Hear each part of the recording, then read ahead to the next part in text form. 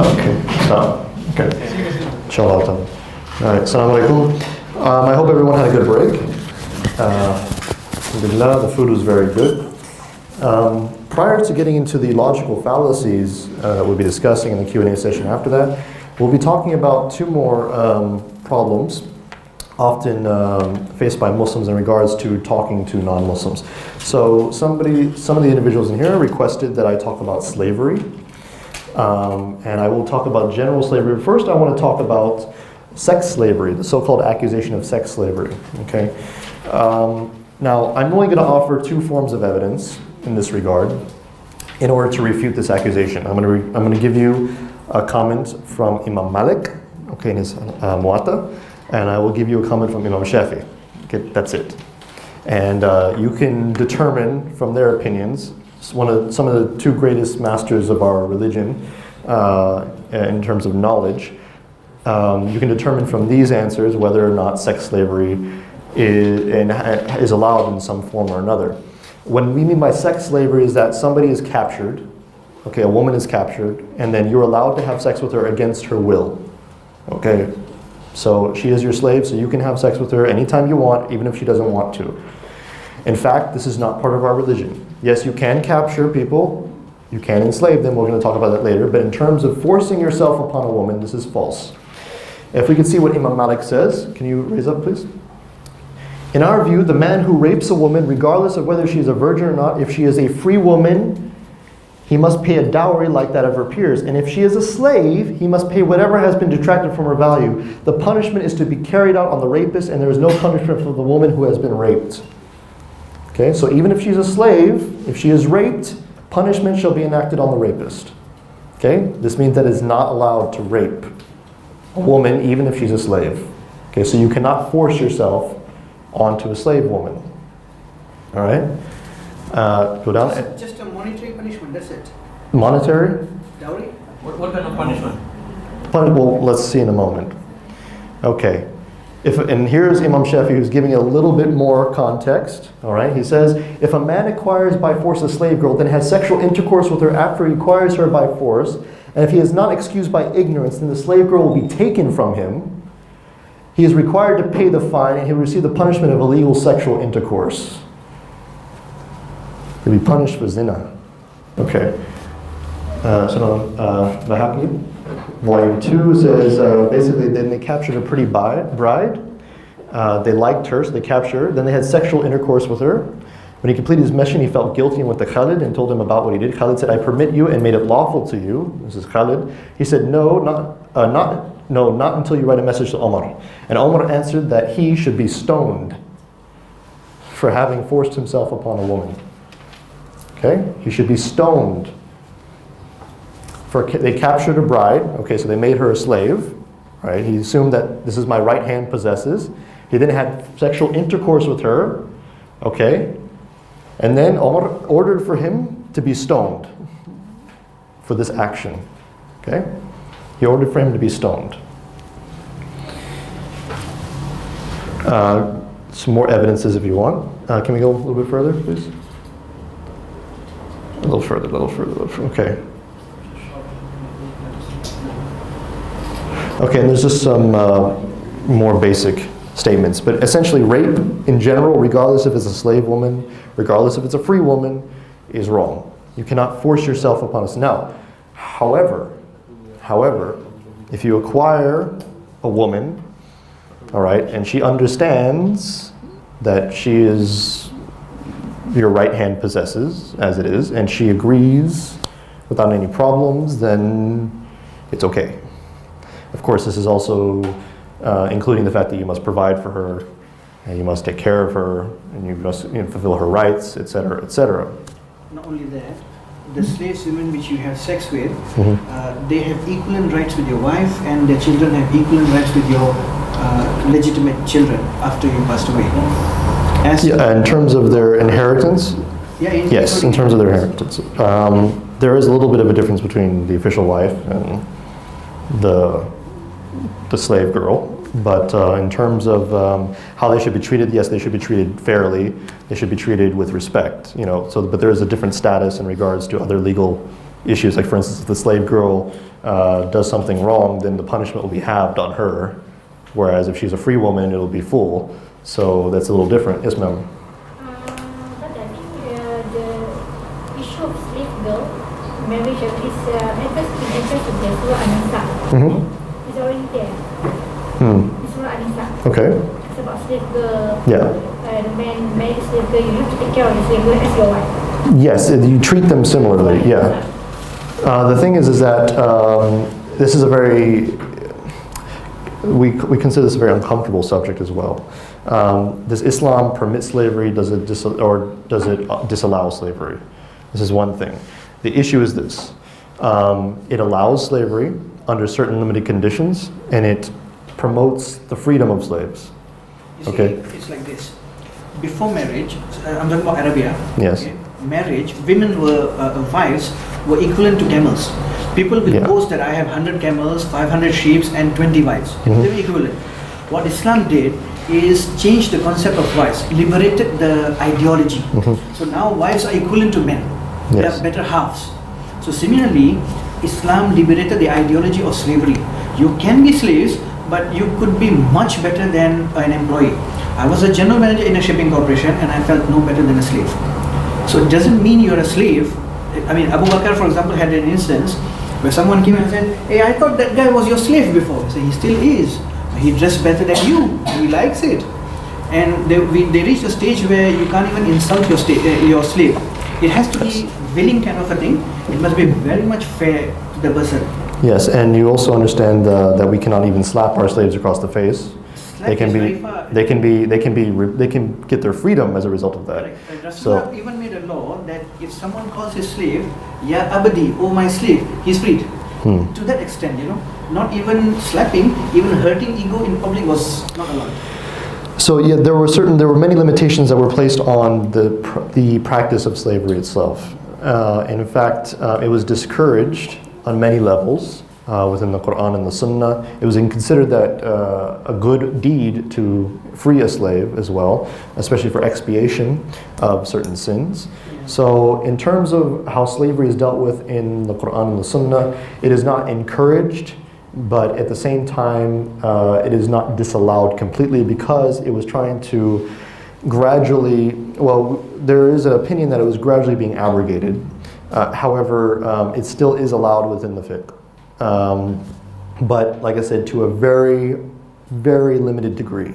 So in terms of how we view slavery from the Western context, which is you just take them, you treat them like cattle, and you beat them to death, and you treat them like they're just objects, this is not allowed in Islam at all. These people are still people. Their legal rights are different, but they still must be treated as human beings. They can't be treated like a dog, or a piece of furniture or something of this sort. So in that respect, when the concept of ownership in Islam is also limited compared to the Western context, and this actually shows a very sharp distinction between how our cultures or our religions view the topic of ownership or possession. In the Western context, the reason they get so appalled by the idea of people owning other people is because their concept of ownership is unlimited. Meaning they have no respect for what they own. The things that they possess have no rights. The land they possess, everything, they can do whatever they want with it. Okay? Whereas in Islam, even the things that we possess have rights. Our animals have rights. Okay? The land in which we farm has rights. The earth has rights. Okay? We can't just do what we want with it. All right? So, it is... this is not to say that the West doesn't have concept of rights for, like, say, animals, for instance, right? They say that you can't abuse dogs and cats in certain parts of the world. This is considered an offense. But compared to, other things, like, so they can still abuse those things and they're okay with it. But because the animal rights movement was very popular in the West, especially in the United States, now they're starting to include more punishments for people who abuse animals, et cetera, et cetera. So, but for Islam, this has been around for a long time. I mean, we've always recognized that animals and other things have rights. So when we say that we possess something, it doesn't mean that we possess it in total, like Allah subhanahu wa ta'ala possesses us in total, because we are slaves to Allah. So that means that we don't have absolute freedom. So whatever we possess, okay, whatever we possess, we don't have full control over.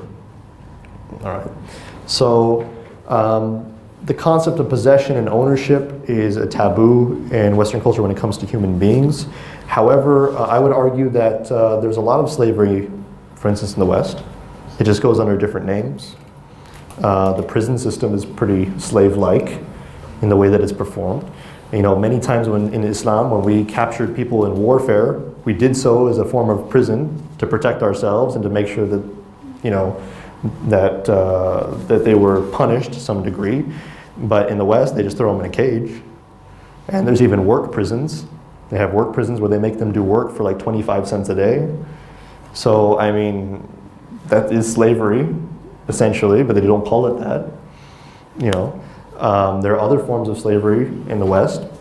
Let's see, the minimum wage is quite low, but people are still working 40, 50, 60 hours. And of course, they have the choice to work. That's what they're claimed to, but they don't really.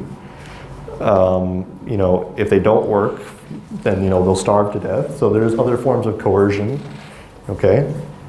There's also something called debt slavery. I don't know if you've heard of this concept, debt slavery. Basically, people are in debt for most of their lives. They're enslaved to the banks, okay? And if they don't pay, then people take all their property away. They have rights over them in some respect. I would even go so far to say this, and this is a philosophical statement. Our children are in some form or another are slaves to some degree. I wouldn't say that they're completely slaves, but what I would say is that we own them. We possess our children, okay, to some degree. When I say my son or my daughter, I don't have any children, but if I say my, what am I saying? Saying that's, this is mine. I own this child. Now, we don't say ownership because it sounds very crude, but in a way we are implying that this isn't yours, this is mine, my son. We don't say that he's just an independent person, you know, they have to follow us. They have no rights to do whatever they want. Of course, and if we abuse them, the state takes them away. So we have limitations in that regard as well, right? So, but, you know, so the understanding of possession from the Western context is actually much more crude and much more, what I'd say, barbaric than our perception of possessions. So because in the Western context, possession means something that has no rights at all. You can destroy it whenever you feel like it. You can burn it, you can throw it around, beat it to death, you know, it doesn't matter. So in terms of slavery, I think that would cover that. I'd like to talk about hudud and then go straight into the fallacies because I don't think we have much time left. So if we can switch this off, can you go to the fallacies page, please? Thank you. Hudud laws. Okay, we were just talking about this earlier. I just want to mention some things. A lot of non-Muslims, especially Islamophobes, like to object to the punishments in Islam as being barbaric or too severe. Okay, so we're going to mention zina. The punishment for zina. Okay, if you're an unmarried person, it's lashes, correct? Lashes. And if you are married, it's stoning. Okay? Stoned to death, huh? Yes, stoned to death. When people hear about this, they cringe a little bit. They're like, oh, you know, even Muslims, we're kind of like, That's good. that sounds very bad, right? But in fact, in actuality, it is a deterrent, all right? It's very difficult to prove, and it requires 4 witnesses. Now, does the act of zina itself, is that what makes the punishment possible? Can anybody answer me the question? Does the act of zina itself, is that what makes the punishment? No.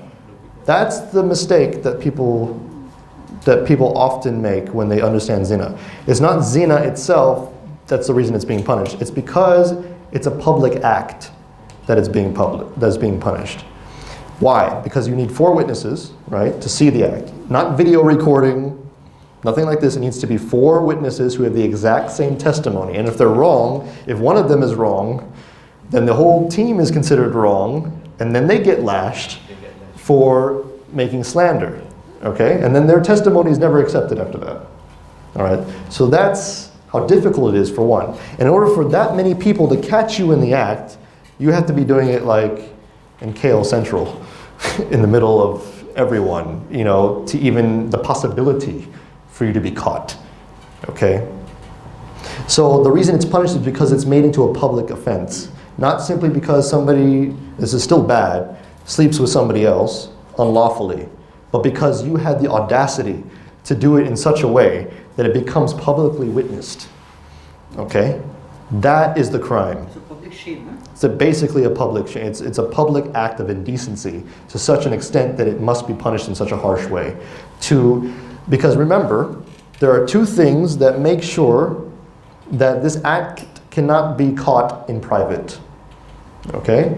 And I'm not encouraging anyone to go do anything. I'm just telling you that Sharia limits the possibility of being caught in private by two reasons. One, you cannot spy. We are not allowed to spy at all. So these incidents where we find political ministers being caught for zina because of the cameras being placed in their hotel rooms, this is haram. This is absolutely haram. We cannot be doing this, trying to catch people doing zina, because now we've made it a bigger problem. Now we've showed it to the whole world. Okay? Is there Quran verse on this? Yeah, you're not supposed to spy. Yes, yes it is. Yes. So, and the other one, I just forgot. So, is you cannot spy. That's the first one. And secondly, you're not allowed to enter anyone's property without permission. Not allowed to enter anyone's property without permission. So if you decide you're going to do something bad and commit zina, it is virtually impossible for anyone to catch you if you're doing it in the privacy of your own home.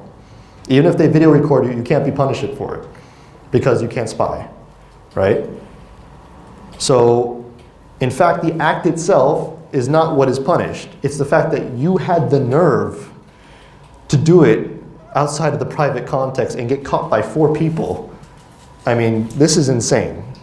This is somebody who has absolutely no shame. Okay, and the rarity of it being punished is because the people who often were stoned for the act of zina, at least in the past, now is a different story, especially in places like Iraq, is because they went to the authorities themselves and they confessed to having done it. And they wanted to be stoned to release themselves of their sins, okay, to repent. So that was the reason. So that's how difficult it was. Now I ask you, is it really barbaric to have such a harsh punishment for somebody who would be brave enough, not brave enough, stupid enough, to throw themselves in public and commit such an indecent act? This person is, and I say this, try not to be so harsh, this person is no better than an animal. If they're willing to have sex with somebody else, you know, in a public sort of area. This is somebody who's very... You know what answer we will give you. Okay. I want to ask you, if you ask this question with American students, okay, those who are a bit open-minded in some of the open metropolitan cities, what would be the response? what would be the response? If you caught them having... No. If you ask this question with American students, Okay. college students and all that, They would say that this act should not be punished in such a way. And that's because the open indecency of sexual activity is accepted as the norm within society. Pornography, for instance, is very accepted. Okay, so they accept it as a moral thing. they accept it as? Is something that's or amoral or something that is okay to do. Now, in terms of adultery, in terms of like cheating on your wife or cheating on your husband, this is considered bad in every culture. However, the way they treat it is also depends on a few things. Like for instance, do you remember what happened with Tiger Woods? He had like 17 mistresses and he confessed to it, you know? Okay, well, for the first 3 months, all the women were saying he's a pig. You know, he's a horrible person for doing this, okay? And everyone was saying bad things about him. And most of the men were saying, oh, you know, very good, you know, and within that culture, okay? Not all of them, but many people. And then, after 3 months, nobody talked about it anymore. Even for some counseling and some rehabilitation. Yeah, but nobody cares anymore. If you talk about Tiger Woods today, nobody mentions it.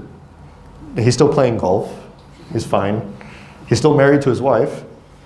She took half his assets, but besides that, he's still married to her. she's still married. I don't know why she's still married, because he has a lot of money, right? But see, the cultural, it's not really a cultural taboo. But of course, if somebody cheated on, if they were cheated on, then we see a different story. In fact, there are many instances in the West, especially in the United States, where a man catches his wife in the act and he goes to jail for it, for murder. But in the court system in the United States, we have something called crime of passion. Okay, a crime of passion. And it puts a limiter on the amount of punishment time he gets. Okay, he shouldn't have killed the person, they say, but at the same time, we understand why you did it, because you were angry that your wife was sleeping with somebody, else. And they also excuse women. There was an incident in the United States, and I think even in China recently, where a woman cut her husband's for cheating, and she didn't get any jail time for anything, and that. And nobody, and even if you look at the news online, you read the comments, all the women are like, yeah, they're like, this is awesome, and then they have the audacity to claim that, that what we're doing is barbaric as well, for such indecent acts that are done in public, okay? And this is what they're doing in private, all right? And they're getting punished for it, and yet for some reason there is no outcry. There's no, whenever people ask for somebody to be punished. In India recently, I read a news report that a child rapist was caught by the community that he lived in. They beat him to death in the street.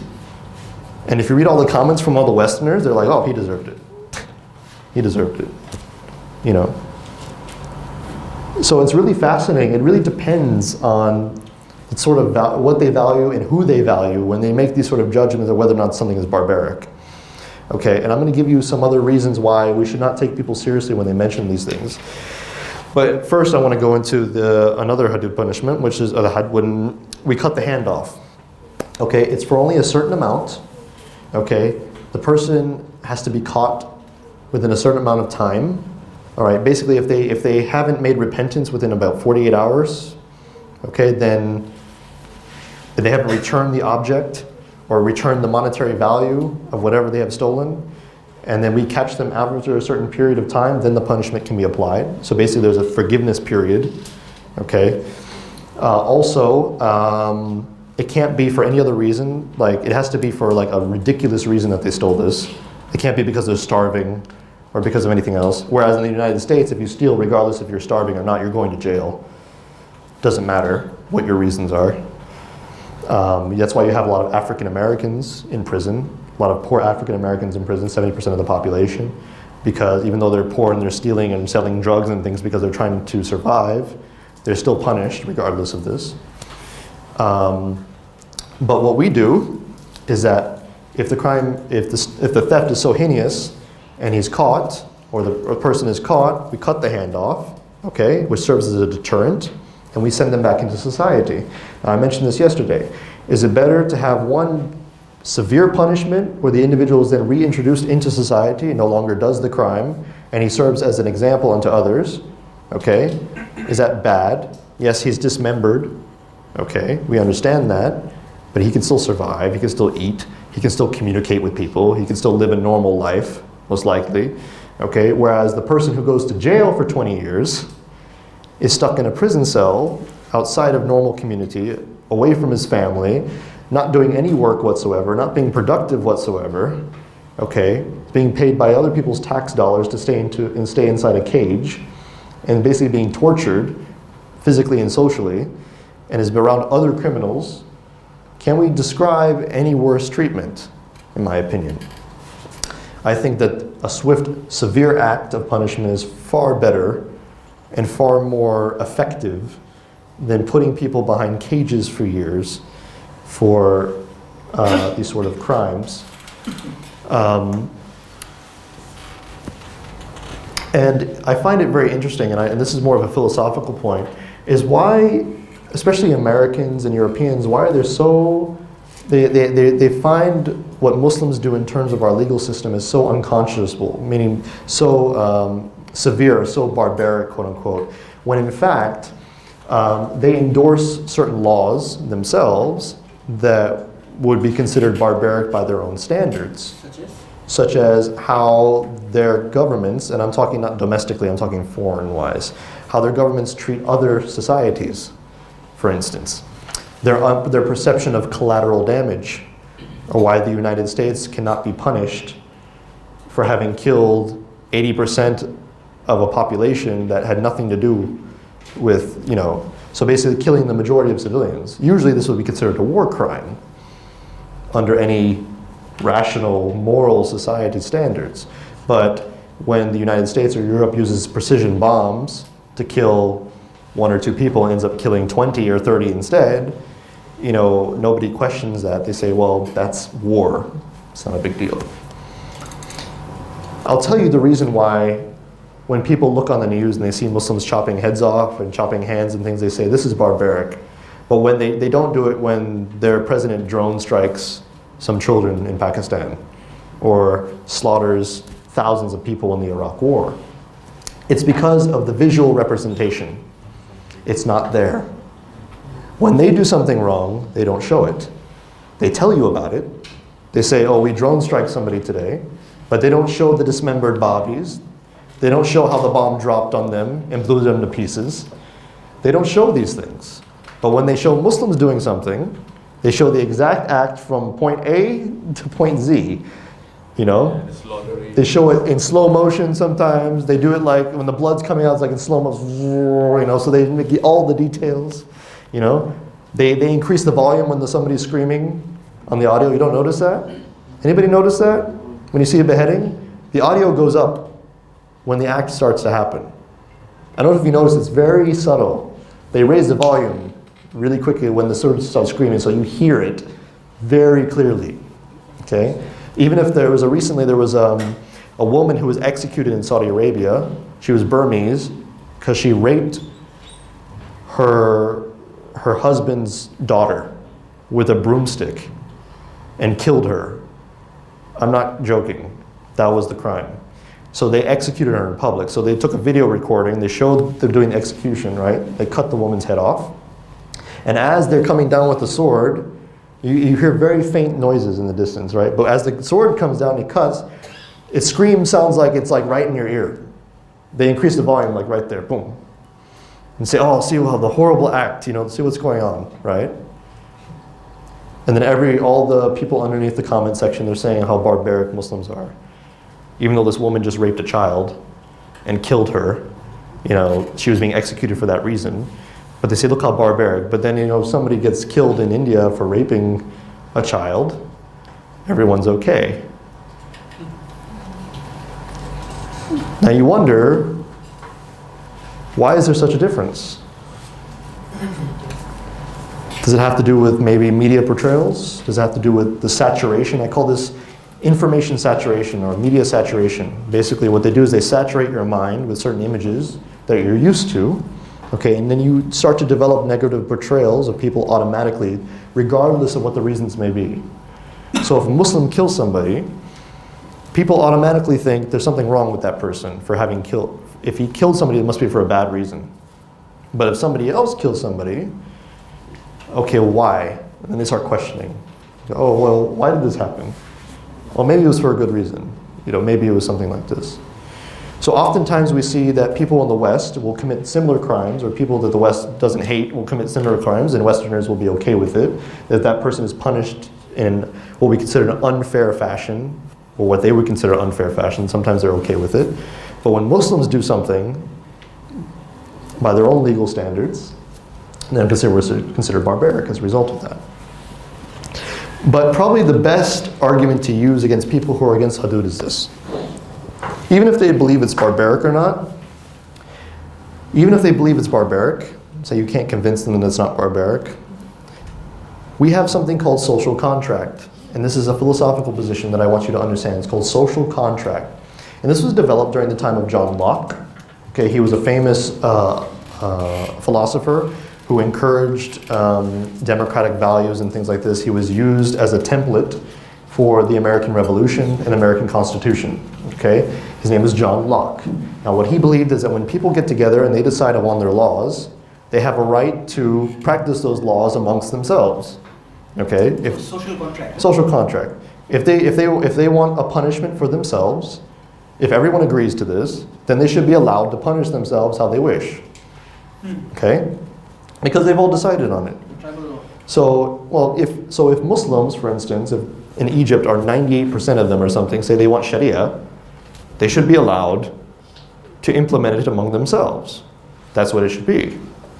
But you see, Westerners don't think that way. They think that social contract only applies to themselves. Okay, they believe that it only applies within their type of societies and their values. But if Muslims want to get together and form a government, like a caliphate, or they want to form a government that implements the Sharia to its fullest extent, we can't allow that, so we have to bomb them. Okay. So I would find it more barbaric, actually, that Western standards are being imposed upon Muslims who don't want those standards and want to be punished among themselves as they wish. Has anybody ever asked some of these women who were stoned whether they agree with the stoning? No. Has anybody ever asked some of the people who get their hands cut off if before they got caught, they agreed with this punishment? Anybody? Of course, nobody loves to be punished. Nobody wants to be punished, regardless of what the punishment is. But that's not an argument. Did that person agree with these principles before they got punished? For instance, if I am a Muslim, alhamdulillah, and I'm walking into, and I understand what the punishment for theft is, and I agree because it's in the Quran and the Sunnah, but I want to steal anyway, and I think I can get away with it, all right?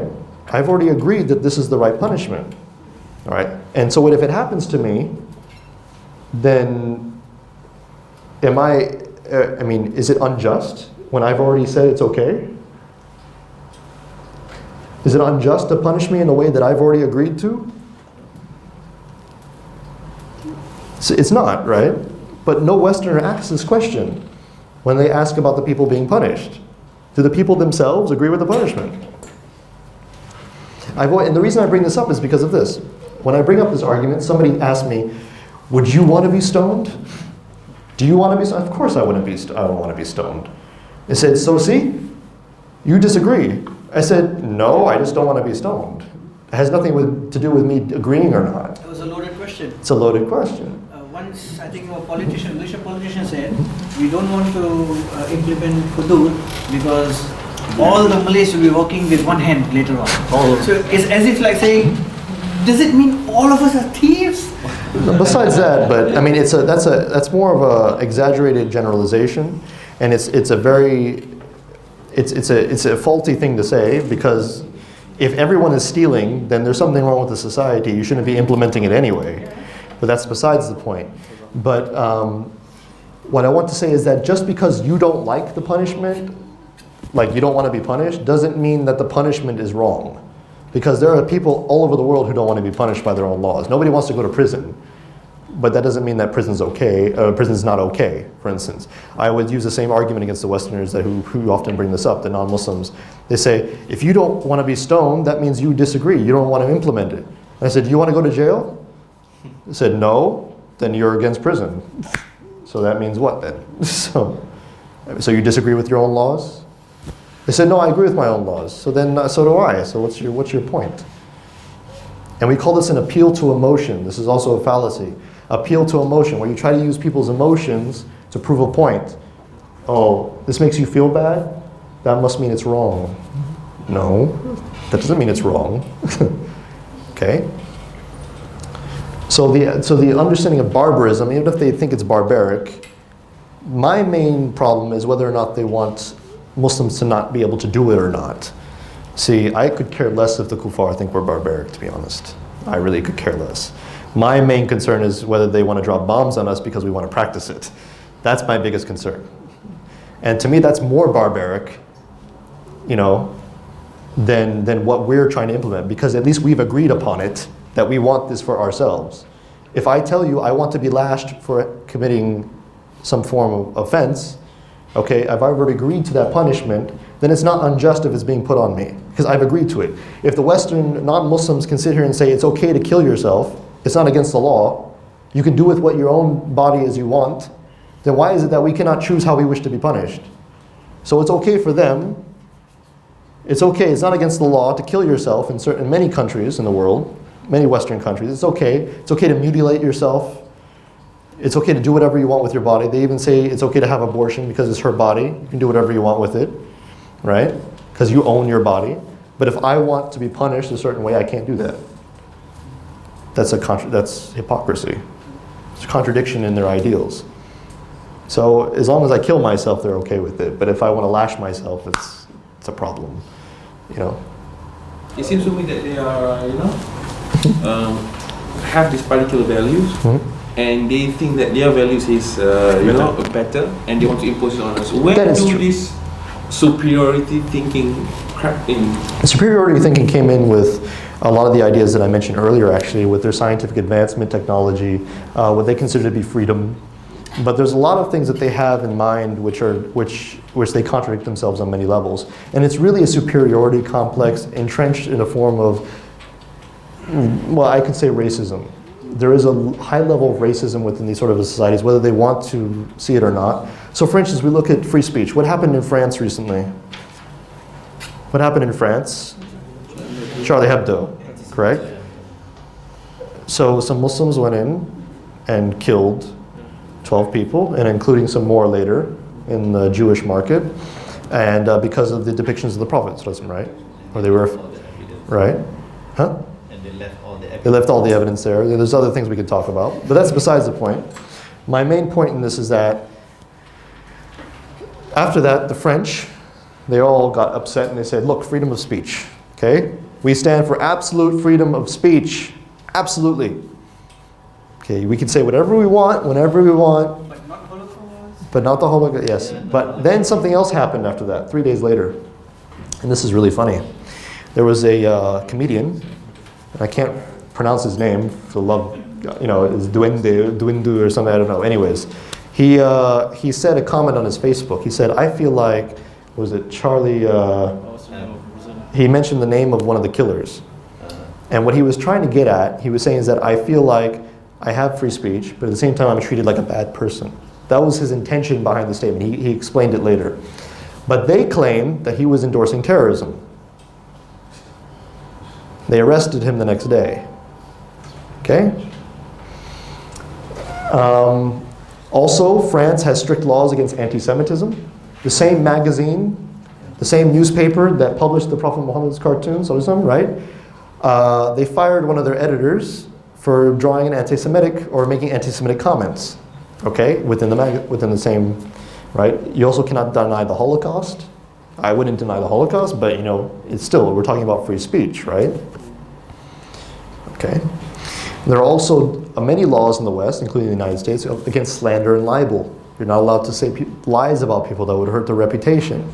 Okay, you can be punished for that, right? So there's no absolute freedom of speech there. So, in many ways, they like to look at the Muslim world, and when our sensibilities, our things get offensive, or we feel offended, or when the sacredness of our beliefs is destroyed, okay, or our Prophet ﷺ is slandered, we can't get angry. So, it's really difficult to take many people seriously when they claim that certain things are barbaric in our faith, but at the same time they endorse things that are far worse. So I'm not saying that they're wrong for being hypocrites, but I'm saying that they have no right to speak. When they themselves consider acts that are 10 times worse than what we do in our countries, they consider those to be moral and justified. So I would usually turn it around on the person when they start to question us about how we punish people. Has anybody asked how the United States punishes people? What happened to Iraq before the war? Anybody know? The sanctions? Do you know what those sanctions did to those? 500,000 children died. Children alone because of sanctions, because of political disagreement. Iraq was never a threat to anyone. I mean, they didn't deserve. So 500,000 children had to be killed? For what? And then they blame Saddam Hussein. They say, oh, because he didn't give in to our demands. So it's okay to, so he said it's his fault that 500,000 children died. Really? Did he ask you to put sanctions on him? Does Iran ask for those sanctions as well? I mean, whatever you want to disagree with Iran or not, okay? Do they deserve what they're getting? I mean, do they really deserve that? When Russia invades Ukraine, it's bad. But when the United States invades and bombs 14 Muslim countries in the past 20 years, it's okay. So, that's fine. So there are a lot of double standards. It's based on power politics. Okay. That's why everyone in the UN disagrees with what Israel does to the people in Gaza. But the United States always vetoes it. Every single time. Every single time. Even when it's just Israel and the United States agreeing with this one thing and everyone else is against them, they veto. They veto, they veto, they veto. So there is a superiority complex. I would say that I have had many arguments with people like this, and the first thing that I like to do is I like to point out the things that they endorse. And I don't do it because I want to prove that my argument is right, because we're going to get into one of the fallacies. It's called tu kokui, okay? It means pointing the finger. It means that you're wrong because you're a hypocrite. But see, that's actually a fallacy. You can't say that that person's wrong because they're a hypocrite. They're a hypocrite, they're a hypocrite. But they're not wrong because they're a hypocrite. Okay, somebody could say 1 + 1 is 2, and they're still right, even though they're a hypocrite about something, it doesn't matter. So they could say that something is wrong morally and still be a hypocrite. If I say murder is wrong, but I murder somebody, it doesn't mean that all of a sudden I'm wrong about murder. It just means that I'm a hypocrite. That's it. So we have to understand that that's also a fallacy. So if we can go on, we're going to the fallacies now. I've been ranting, I'm sorry. So I'm going to just go through a few of them, okay? So we're going to mention the first one is called the ad hominem. I'm not going to go through this whole list. It's like 200. Okay, so this is the ad hominem. What is an ad hominem? Actually, no. Sorry. A personal insult. People often think it's a personal insult. An ad hominem is this. It means that you're wrong because of what I'm saying insultingly about you. Like, okay, so this is how an ad hominem would be. Okay, you're wrong because you're an idiot. That's an ad hominem. That's it. It's just an insult used as a way to say that somebody is wrong. Okay, you smell bad, so you have to be wrong. You're too fat, you have to be wrong. Something like this, something that's personal about the person, and they use that as an excuse, or not an excuse, as a way of saying that that person's wrong about their argument. And actually you hear this quite a lot, especially online. You see people saying just insulting things. They say, oh, this person is an idiot, so they must be wrong. That's it. So that's what we call an ad hominem. That's one of the most common fallacies. Okay. If we can keep going, please. Stop. Ad ignorantium. Ad ignorantium. We also call this the fallacy from ignorance. This is how it works. I don't know, therefore it's wrong. Or I don't know, therefore it's right. I know that sounds ridiculous, but let me give you this. We don't know God exists, therefore he must not exist. And actually, you might see some atheists sometimes saying this, actually. Okay?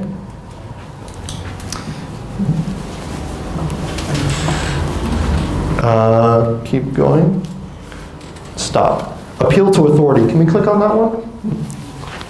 The appeal to authority. This one is actually very much misunderstood, but it's a very good one to know, okay? And many people make the accusation, make this fallacious accusation all the time. They say people are appealing to authority and it's wrong, but they use it wrongly, and I'll explain how it works.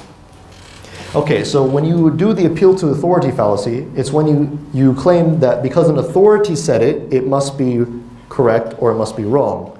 So for instance, if I make a citation of a doctor in regards to a medical issue, okay, I'm citing him as an authority, right? Right, is this okay though? Because he's a doctor. So say he's a medical doctor. So it would be okay for me to cite him as a reference if I don't know the subject? So for instance, I would cite a faqih for a fiqh opinion, right? Is that okay? Because he's an expert. Now what if I were to say that, okay, there's something wrong with your engine in your car because the medical doctor says this. That's the appeal to authority. That's when it becomes a fallacy, is when the authority in question is not an authority, but you use him as a source anyway. That's when it becomes a problem. And you'll see this all the time. For instance, atheists will always reference scientists talking about God, okay, when they have no qualifications in philosophy or theology or anything. Okay, this happens all the time. In fact, even happens among us. Some people will cite politicians, for instance, when they have no clue what they're talking about. So, which is usually like 90% of the time. But so if I said something ridiculous like, you know, I don't know, the theory of gravity is true because the president said so. Okay, that would be like an appeal to authority. That would be ridiculous, right? So that's when it becomes a problem. But it's never a problem to cite references who are actually authorities on the subject. It's not a problem. Okay, so can we go back? Sorry. Okay, there's a lot of these things. Appeal to emotions. We already discussed that one. Okay, it makes you feel bad, so it must be wrong, or it makes you feel happy, so it must be correct. Okay. How many are there? There's about there's more than this. This is about 200. I think there's roughly near 400 or 500 fallacies. So what are these terminologies? What are these? These are official terminologies in regards to what a fallacy is. And yes, human beings can be this unreasonable. That's why we have so many. So there's a lot of people who've made a lot of really bad arguments. Keep going. Appeal to past practice, appeal to tradition. That's what the Quraysh were using when they were trying to back their opinions about their religion. They said, we're following our fathers. Okay, so that's actually a fallacy of reasoning. Okay. Appeal to the mob. Can we click on that? This is also called appeal to popularity. You hear this a lot. A lot. And it's called statistics. Appeal to the people, is it? Yeah, or appeal to popularity. Appeal to masses. Okay, my idea is right because everyone else agrees with me. Because the majority of people agree with what I say. So it must be correct. This is called democracy. Okay, so, I'm kidding, all right, but that was just a slight joke. But, okay, so this is actually a fallacy of reasoning. So just because the majority of people believe something doesn't mean it's true. Now you could say to me in response, well, what about my ideas about the fitrah? Uh-oh. Am I making an appeal to popularity because most people have the fitrah, have this conception of God in their mind? Am I saying it's rational because of it? No. I'm not necessarily saying that. I'm not saying that it's true. I never claimed in this whole entire talk that the belief in God is true because of the number of people. I have claimed that it's more rational as a result of being, you know, something that normatively everyone shares. It's more rational. It's a rational starting point. So it's rational to have that belief. Okay, and I even have an argument. Of course, I backed it up by proving the other side wrong, right? But I never claimed that the belief in God is true because of that. So it's not a fallacy, actually. But I've been accused of making it before. So can we get on this? Yeah, go back. Go up. Appeal to unqualified authority is the same thing. Argument from ignorance is ad ignorantium. We just discussed that. Okay. Bandwagon is also considered the argument from popularity. Can we go to begging the question? Begging the question. Begging the question is when you include in your conclusion a premise, the premise and the conclusion at the same time. When you're trying to argue for something, you include the conclusion within your argument already before you come to the conclusion. So let's read the sentence. Women have rights, said the Bullfighters Association president, but women shouldn't fight bulls because a bullfighter is and should be a man. Okay. Why shouldn't women fight bulls? What's the argument? Because a bull... It's a bullshit. Because a bullfighter is a man, right? But he's putting the conclusion in the argument. So there's no justification. He's just saying it. So it's just an assertion, right? This is what we call begging the question. So that's why is it called begging the question? Because it begs the question as to why you think this. Any other example? Another example? Let me give you, here we go. Oh, okay, hold on. The argument is contained in the premise, the conclusion is contained in the argument, because women shouldn't fight bulls. It's, okay, for instance, the Bible. don't know if you've heard this argument before. The Bible is the Word of God. Why? Because God inspired the Bible. That's begging the question. Do you see the problem? Or even saying the Quran. The Quran is the Word of Allah. Why? Because Allah said that the Quran was the Word of Allah. That's begging the question. It's when you put the conclusion in the argument itself. And many people actually make this argument unknowingly sometimes. So, can we go back, please? Okay. Stop. Can we go to cherry picking the evidence, please? This is also called the fallacy of suppressed evidence. I've discussed this on several times. Where is cherry picking? Oh, why did it go there? Can we go? Oh, okay. Can we click on that one? Thank you. Okay. All right, so suppressed evidence, intentionally failing to use information suspected of being relevant and significant is committing the fallacy of suppressed evidence. This fallacy usually occurs when the information counts against one's own conclusions. So say you're reading an article, okay, you're trying to prove one of those atheists wrong, right? And you go researching, and you find an article that's against you, and you just conveniently ignore it, okay, when you're presenting your argument next time. This will be called the fallacy of suppressed evidence. We should not do that. Even when the conclusion seems to count against us, we should try to be as fair as possible in revealing what actually is the case. Okay, we should object to the arguments and the evidence that we have at hand. All right, and we should use it when it's available. But many people don't. So for instance, remember those Quran passages that were listed and the one that was conveniently left out? Okay, that's selective attention or cherry picking or what we call suppressed evidence. And this occurs a lot of times. In order to find out if it's happening, all you need to do is do some research. If you find that there's evidence contrary to the person's conclusions, you can list it and say, look, your argument is invalid because you forgot to account for this information. And that's all you need to do. So we go back, please. Twice, back twice. Okay, go up. Okay, confirmation, stop. Confirmation bias. Confirmation bias is very similar to suppressed evidence, but it's a different way of bringing about an argument. So confirmation bias is when you're selective of the evidence as well, but it's more of an intentional act in which you only select evidence that confirms your agenda already. So it's also similar to what we saw in the Quran. I don't know their intentions, but I'm pretty sure they left it out on purpose because, you know, it seems a little bit too convenient that the ayah right before the one that you're reading, you can't include.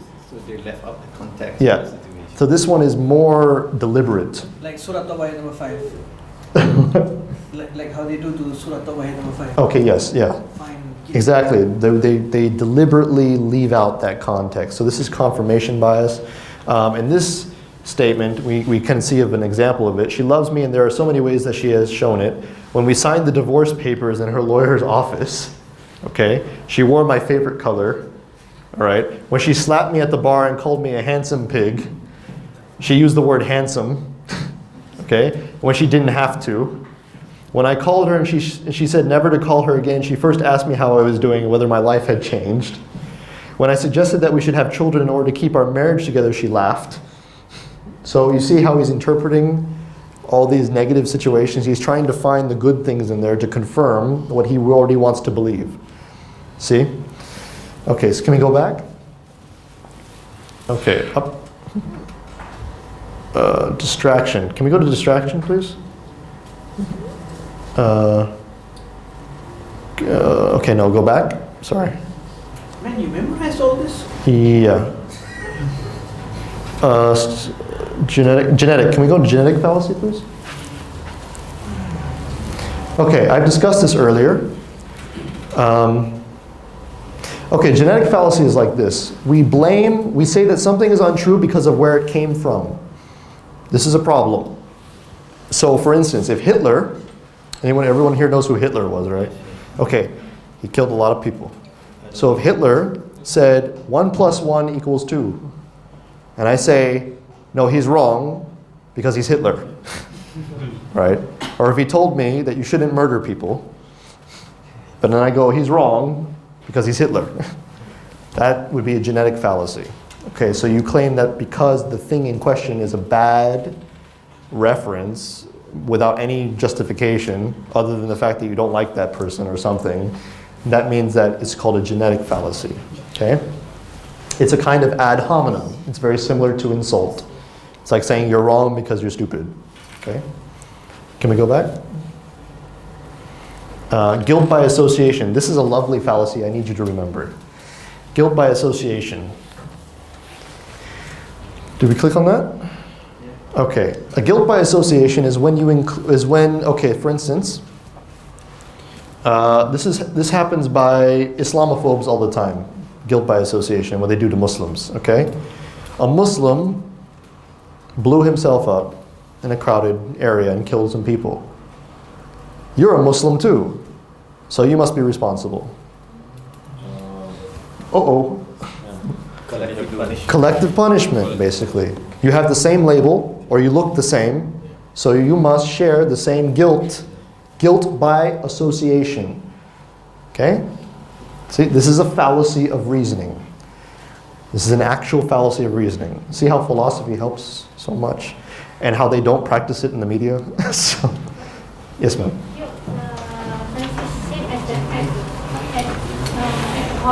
This is very similar to an ad hominem, but it's more for a group. But instead of saying you're wrong, what it's saying is that you are responsible, or you share the same beliefs, or you share the same consequences as this person or these group of people because you share the same characteristics. Okay, so I'll give you another example. Say a woman did something wrong. That means all women should be punished for it, or all women believe the same thing that that person believes. Okay, so you see, just because you're a woman. So in the same way they say about Muslims, they say because this Muslim did this, that means that because you share a label or you share a certain type of belief, that means that you are also responsible for that activity, without of course pointing out exactly what you're responsible or why you're responsible. It's just because of your label or because you have a similar characteristic. Okay, so this is called a guilt by association fallacy. This is unfair. Example that you gave just now, regarding the Hitler, this is almost similar as a Yes, it is a form of ad hominem. That is a form of ad hominem. Okay, can we go back? Stop. Is ought. Can we go to the is ought fallacy, please? Thank you. Okay, example. Because somebody is doing something, or because something is the case, it's like something is happening, that means that one should or should not do it. So it doesn't give justification. Okay, so it is ought. So it is happening, so it ought to be the case. This happens a lot. So for example, he is torturing the cat, so he shouldn't do that. Okay, there's no argument here. It just assumes on the basis of the accusation, just on the assumption alone, that it's wrong. That's it. Okay, this actually occurs a lot. You need to look for it. It occurs quite a bit in certain places. And I'll give you another example of something related to this.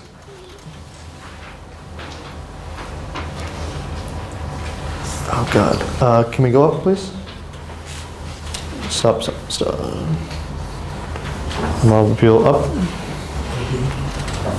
Stop. Oh, can we go to naturalistic fallacy? Thank you. The naturalistic fallacy is like this. Okay? Okay, since women are naturally capable of bearing and nursing children, they ought to be the primary caregivers of children. Okay? Since women have babies, they should be the ones to take care of the babies. Actually, this is a fallacy because it doesn't explain anything. It just explains that what is happening, because she has a baby, she must take care of the baby. Okay? And it says because they're naturally capable of doing so. All right? But this is actually fallacious. Now, you can make the argument that women are better based on other evidence. Okay, that may be okay, like showing statistics that show that women are more capable in this form, and that it actually is better if they do it rather than men, based on other evidence. But you can't say just because they're naturally inclined to it that they are better at doing it. So for instance, people tend to be naturally inclined to want wealth, but that's not necessarily a good thing. you know, it doesn't mean that we should go and become greedy as a result of that. So we're naturally inclined to have wealth, so should we become greedy and try to be as rich as possible and not care about anybody else? That's another way of saying the naturalistic fallacy. Some people say that it's natural to rape. Some people have actually made this argument that it's actually natural to rape. Indian Prime Minister. Okay. Did he say that? I didn't. That's pretty disgusting. Narendra Modi. He said Okay. that? Yeah. It's natural to rape. So he gave some. Different words, you know, Indian accent. So Yeah. there's also something opposite of this, and I'm going to give you the other fallacy that's often used by Islamophobes, and we call it the moralistic fallacy. Okay, or sorry, the moralist fallacy. It's called the moralist fallacy. It's the opposite of this. All right, it's the moralist fallacy. It's saying what's happening, and it's very similar to the is-ought fallacy. Okay, what's happening in the legal system is what's actually happening in the country. Okay, but that's not true. For instance, in the United States, everyone has equal rights in the United States according to law, but are they treated equally? No. They say this about Muslim countries. Sharia is implemented in Saudi Arabia, so it must be like this across the board in Saudi Arabia. It must be exactly how it happens by the book, right? Or they say Malaysia is an Islamic country, so they must have Sharia implemented across the board because they say they're an Islamic country, right? That's another version, okay? Another way of saying that. It's a hasty generalization too.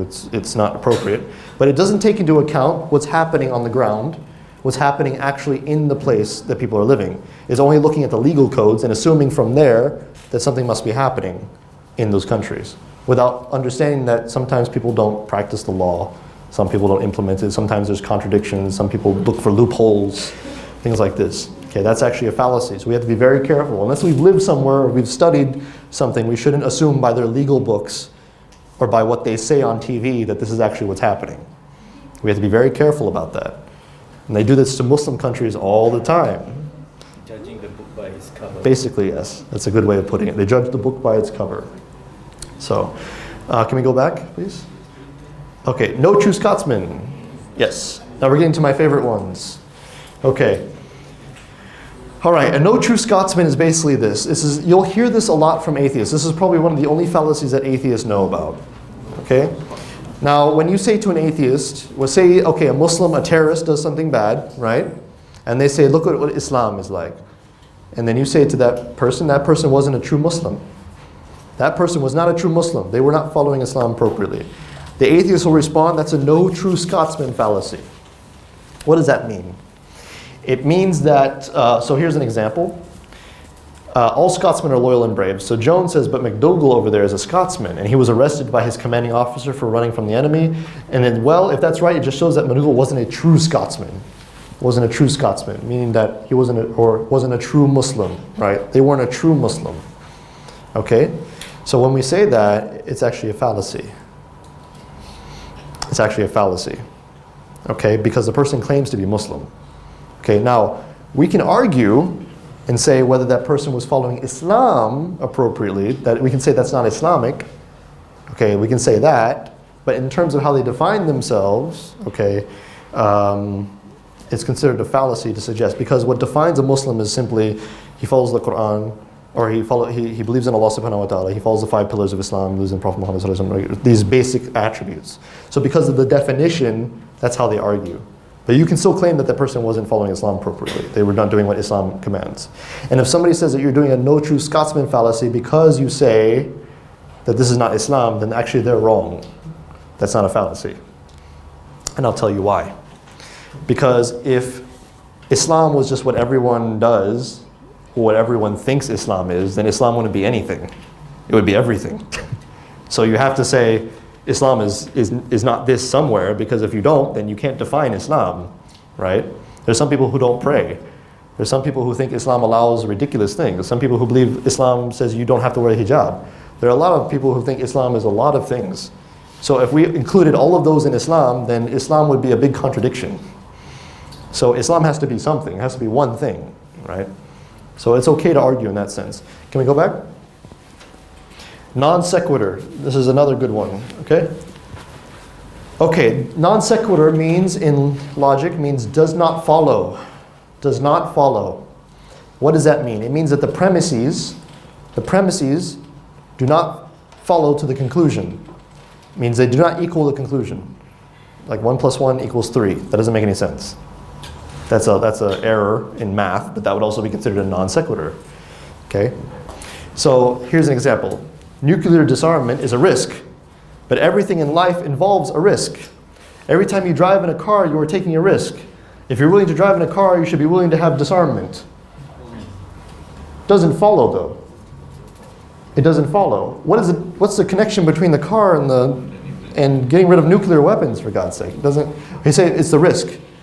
But they're not similar in any way whatsoever, right? And there are many reasons why. But you'll see people making arguments like this, okay, all the time. All right? You have to be very careful. And while we're at it, I'm going to mention another fallacy. It's called the fallacy of equivocation. Equivocation. Okay? It's a fallacy of equivocation. And what that fallacy is when somebody uses a word in a different way in the same sentence or the same argument. Okay? So, okay, I'm going to give you maybe 2 more and then we're going to finish up here. Can we go? No truth, non sequitur, one opposition, outright. Keep going. Stop, please. I don't want to do post hoc. Okay, up. Stop. Here we go. Poisoning the well, please. Poisoning the well is a form of ad hominem fallacy as well. And it's also very similar to the genetic fallacy. Okay? It's when you talk about somebody, all right? It's a preemptive attack on a person. So it's like an ad hominem before you give your argument, actually. You say, look, you go to everyone, you say, you shouldn't listen to this person. This person's a liar. Okay, don't listen to their arguments. They're lying to you, right? You see what I'm doing? So you're preemptively trying to sell your argument by first claiming that this person is wrong because of some flaw that they have. Okay, why would you trust that person? Remember what they did in this time? If someone do that, how do you reply? How do you respond? It's poisoning the well. It doesn't mean, just because this person has a flaw, doesn't mean that what they're saying is wrong. They could be making a good argument. They could be correct in their, just because they have bad character doesn't mean that the argument they're giving is incorrect. We should accept the argument based on its own standards, not because of the person's, immorality or the fact that they made a mistake or something else, or because they're not intelligent. Okay, this is wrong. Can we go back?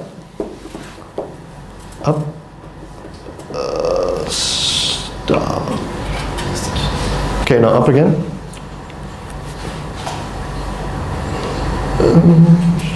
Stop. Smoke screen. Can we do smoke screen, please? Sorry. I actually want to get through more of these, but I don't think we're going to have time. Okay. All right. It's a form of the suppressed evidence fallacy, but it's even, it's basically what you do. You'll notice this about atheists, especially. Okay, this is very pertinent to them. What they do is that they try to give you a lot of information at once. Okay, like I mentioned, like all the Quran ayahs, they give you like 90, okay? What they're doing is they're trying to overload you. They're trying to give you so much. That's why I call it a smoke screen. You can't see beyond, it's so much there that you can't concentrate. And what they do is they try to refute you this way. So you offer too many details in order to either to be obscure or to cover up counter evidence. So because the person is focusing on all this information, they can't think of the right objections, okay, of what to do, they can't focus. And this is common. A lot of people they like to throw everything at you at once so they know you can't answer them, okay? Try to avoid doing this, and when you see it, point it out for what it is. So if somebody wants to argue with you, ask them first, look, can we focus on one thing at a time, please? And if they say, no, I want you to answer everything, then say, okay, I'm sorry, this is not, we're not going to do this. Okay. We have seen this in Zakir Naik and Ahmadiyya debates. Really? Yeah. There was one Zakir Naik debate with Dr. William Campbell on science, Bible, science and Quran. Okay. Where William Campbell threw, I think, 35 or 40 arguments. MashaAllah. Zakir Naik replied, I think, only 20. And then he threw same arguments on Bible to Dr. William Campbell, and he had the headache of answering, Yeah. turning the But- table, but he didn't answer all. But in both cases, it's actually inappropriate to do that. Because in fact, the reason for it is simply to overwhelm your opponent. It's just to overwhelm them. It's not to give the right answers or to give the right objections. It's to make sure that that person can't respond to It you. was a debate. Yeah. But even in debate, one half of the topic, you see, yeah. the topic was to deal with both the holy books. Yeah, I understand. But what I'm trying to say is that even in a formal debate session, you shouldn't be doing that. You shouldn't throw 40 questions out or throw 40 objections. Because you know that within the time that you have, it's impossible to answer that. And that's why they're doing it. Anishash through, I think, 200. Ya Allah. That's wrong. Okay, so I would have told him, look, Yani, you answer them yourself. So, and I want to get to the red herring. Can we go back to that section? Smoke. Go to smoke screen, please. Can you type on red herring?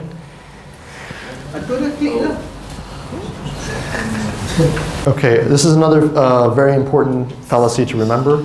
A red herring is a smelly fish that would distract even a bloodhound. Okay, it's a discretion that leads the reasoner off the track or of considering only relevant information. It's a form of the smokescreen fallacy. But you don't have to overwhelm your opponent. What you do sometimes is you'll throw in some information in there to distract the person. Okay, so say if we're talking about something in Islam, right? Say somebody objected to me about, say, Aisha, the issue that we talked about before. And as I'm discussing that with them, all of a sudden they throw in Hudud. They're like, okay, no, I want to talk about this. And you're not even finished your point. So instead of allowing you to give the evidences and to be able to counter them, they've switched the subject to get away from it. This is called a red herring. So when somebody does that to you, you said, I'm sorry, let me finish. We'll get to that point later. Okay? But actually a lot of people in debates, especially religious debates, when they see the atheist subjects, they switch with them. And then it gets into this lengthy, people write novels online in Facebook. I don't know if you notice this, when they argue with each other. And if you look at these religious arguments, it's all over the place. At one point, somebody's questioning something, then he answers, then he goes into something else, he answers, he keeps going. And nothing is ever resolved. So try to get away from that. Can we go back? And one more time? Okay. Okay. Straw man, we already know this? Okay, good. Subjectivist, syllogistic thing. Tukukwe, we know this? This is the one pointing the finger. You're a hypocrite, so you're wrong. That's actually a fallacy. Okay? Can't do that. Now, just because if somebody comes up to you and they don't pray, and they say you should pray, you can't say you're wrong because you're a hypocrite, because yes, you should pray. It doesn't mean that person, we do this a lot to our family members. We say, they come up to us and they tell us to do something, we say, well, you don't do it, right? To get away from it, right? But actually that's wrong, because that's actually fallacious. You can't say that. That doesn't mean that they're wrong. So we do that a lot, actually. That's one of the most common things that we do to each other. If we don't like to be corrected, we tell somebody of their own flaws. And then we try to get away from it. But in fact, you're still wrong. It doesn't matter. So when somebody does this to me, I say, okay, you're right. I'm a hypocrite or something. But now, does that mean that you're wrong? Because you're telling me, well, but you do this. Okay, so that means I'm right then. You do this then, right? So, wishful thinking, keep going? Okay, I think we're going to be good there. So, the you too fallacy is also it's just another word, another way of saying tukukwe, okay? Kui, excuse me. False flag. False what? False flag. False flag attack. Yeah. A false flag is not a fallacy, but it's a strategy. Yeah, it's a strategy of war. There are other. False alarm. Okay, I want you to actually write this website down. It's www.iep.utm, not UTM here. Okay, it's somewhere else. University of Michigan. UTM.edu. Okay. This website itself is probably the best online reference for all philosophical topics. If you find a philosophical word online, you can type it in the search engine. All the articles on this website are peer-reviewed by other philosophers. That means all the articles are written by philosophers and are critiqued by philosophers in the academic realm, not just random people like Wikipedia. Okay? And if you go to the fallacy section, Okay, you can look up all the individual fallacies if you want to study more, just in case you decide to look into this more in depth. The ones that I've given you are actually very basic. I learned these in Philosophy 101. The other ones that you saw on there, I will not get into detail because they take a lot more time. So I'm going to reserve the stage here now for question and answers if possible.